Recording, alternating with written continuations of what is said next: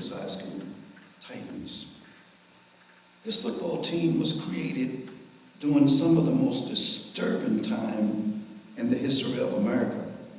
We were involved in the Vietnam War, the Pentagon Papers, the integration of schools, the emergence of the Black Panthers, and all busing to achieve integration. The Civil Rights Movement, where people all over this country marched and demonstrated, sat in at lunch counters, and many even died for the right to have a cup of coffee in a public restaurant in this country. Many people in this country felt during the late 60s and early 70s when the Titans were emerged, they felt that they had a reason to wake up every day in this country angry about something. These were times that created the story, Remember the Titans? A powerful story. A story among many filmed about these incredible young boys in Alexandria, Virginia, who, at a time when it was not popular, said, "Enough is enough." These boys decided early in their lives, much to my surprise, to accept the soul of an individual in order to build a team made up of boys who didn't like one another. This team called the Titans became one of the best football teams in America.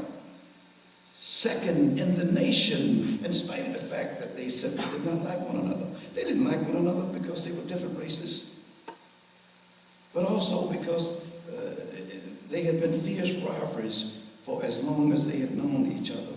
Our city was under federal court order to completely integrate its schools, and to achieve racial integration, the school board, they devised a plan to consolidate 3 high schools into one, and each of these high schools had their own distinct history and tradition. This plan, you can imagine, was extremely unpopular, especially in the white neighborhood. And as I took over this newly consolidated team, I became the center of controversy, not only in the state of Virginia, but throughout the South alone. Many whites felt that my appointment was based solely on my race. The town, like many in the state, felt that Coach Yo should have been appointed, and I believed then, as I believe now, rightfully so. However, his appointment would have meant that all head coaches in that city would have been white. But the thing that I am excitedly proud of, by putting our differences aside, we showed them the way.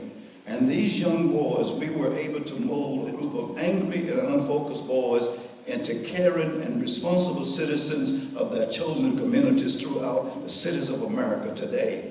We have members of the Titans who are mayors of cities of Redondo, California, mayors of Alexandria, vice mayor of Philadelphia, brain surgeons in Mesa, Arizona.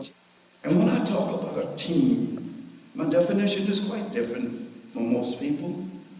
My definition of a team is a group of people with one vision, with one objective, and coach, one heartbeat. And if you hear 2 hearts beating in your team meeting, kill that other sucker, because that's the enemy. And as they sat before me that first day, it was obvious that they had no intention of sitting together, not even coaches. Instinctively, they sat in segregated patterns. Now, if I can't get the coaches to sit together, how in the world am I supposed to get a team to play together? How in the world am I supposed to get a team to play together as a team? I can't make you like each other. Heck, I don't like half of y'all. But you will respect each other. To where respect becomes trust, and trust will become the emotional glue all teams need together to bind themselves together, and communities as one synchronized unit. The rest of that week, they tell me some 25 years later that this alone was the greatest change in their lives, and that they had become agents agents of change because they showed the world that black and white can work if you learn to talk to one another. Because this team was so divided and filled with hate for each other, I decided I needed to get these young men away from this hate-filled town of Alexandria. As a child, I remember reading about the struggles of Gettysburg as I did the struggles of Sumter, South Carolina, where two armies had met each other who hated each other with a passion. At Gettysburg, they fought and destroyed over 50,000 people in 4 days. Yet, from all of that hate, from all of that fight, our country became, as President Lincoln said in 1865, our nation became one nation under God with liberty and justice. I want you to get up right now and get on that bus. I'm going to take you to the battlegrounds where young men, thousands of young men your same age, died for the same reason that we are continually carrying in our hearts today, and that's hate. Oh no, let me remind you, you saw that film up there? I didn't do that. No, I might be crazy, I might be, but I'm not stupid enough to run some parent child through no swamp at 3 o'clock in the morning. I took him on a bus at 9 o'clock at night. And I wanted them to see the entire battleground that was fought on hallowed ground because of hate. And you know, the next morning, for some reason, after visiting the cemetery, they sat with each other. They talked with each other. You saw it in the movie. They joked and they poked, good fun. They called it cracking. People who seemingly hated one another at first were now eating food out of each other's hand. People's hands of different colors. And when returning home 2 weeks later, they voluntarily sat together, they talked, they played cards, and enjoyed each other's company immensely. I even saw a kid named Keith dancing in the aisle to country and western music, a black kid. I knew then that I had a football team. Mr. President, because this team who embraced diversity, they became a showcase not only for their school, their city and state, but this team called the Titans should be a showcase for our nation as well, unquote. Ladies and gentlemen, because the Titans found a way to talk to one another, they became the best of friends. And it is said by President Nixon that these young boys, quote, saved the city of Alexandria, Virginia, unquote. The entire world was watching these young men because they were the vanguard of something that has never taken place in the history of this country. We had parents sitting in 3 different sections of the stadium, dressed in 3 different colors of their former schools. But after the 5th or so game, when parents realized that we had a great football team with one heartbeat, they decided to get on board. So after the 5th or so game, parents of each school began sitting with each other at games, cheering for their team, the Titans, and wearing one color, the color of the Titans.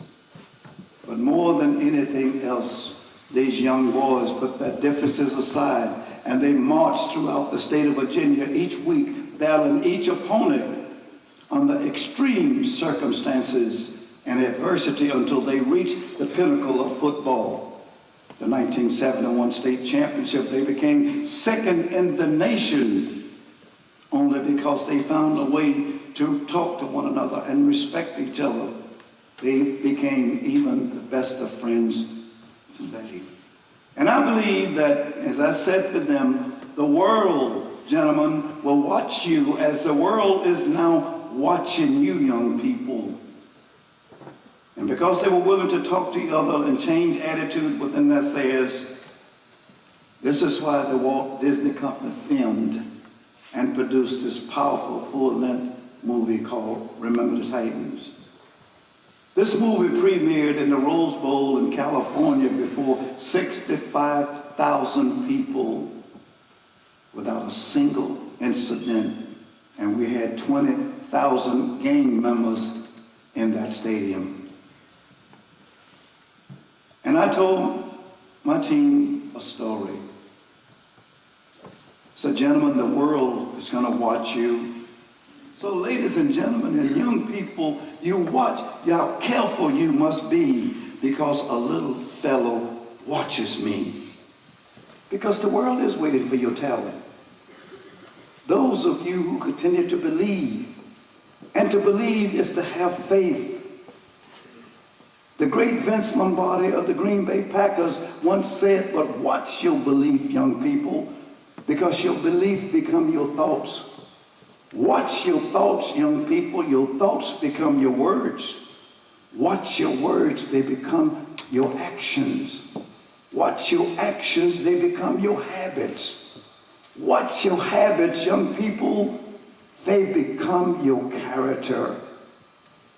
And without character, you will never be successful. Without character, you will never be able to take your rightful place in the senior management in your society. But be mindful. Those who insult people or make fun of people, those who give value to other people's opinions and allow and respect their differences and their beliefs. Because if you put people down because of their looks, their color, their accent, their attitude, their intelligence, their peer group, their race, or their religion, on this campus, none of these will allow you to take your rightful place in this world as leaders. Because what this world needs is waiting for you is more people willing to come out of their comfort zone and to talk to people and to stand up and speak out. Our economy is lousy and jobs are hard to find. But know and remember that as long as your dream is clear and your aim is true, then to be leaders like you can accomplish anything you do.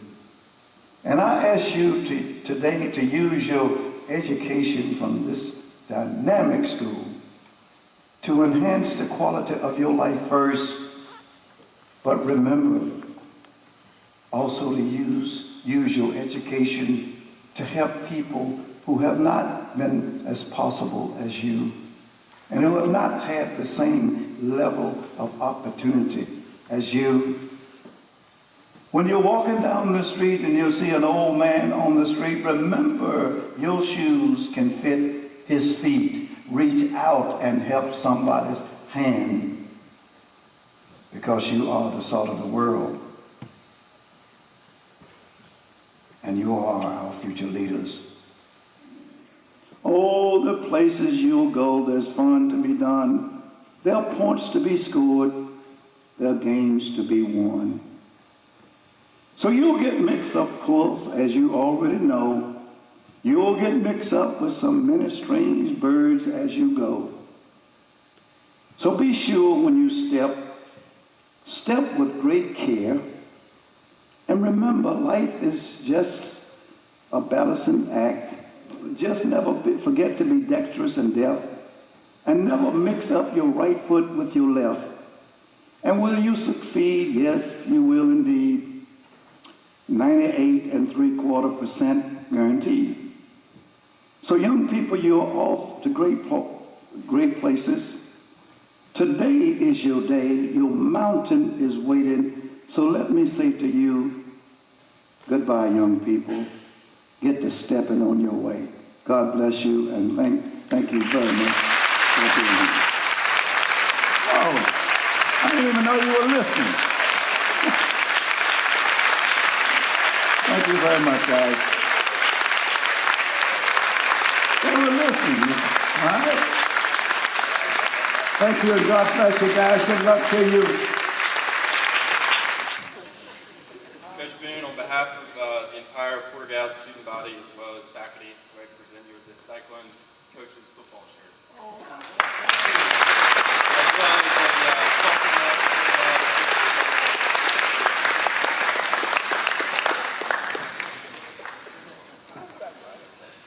Thank you very much. Yes, sir.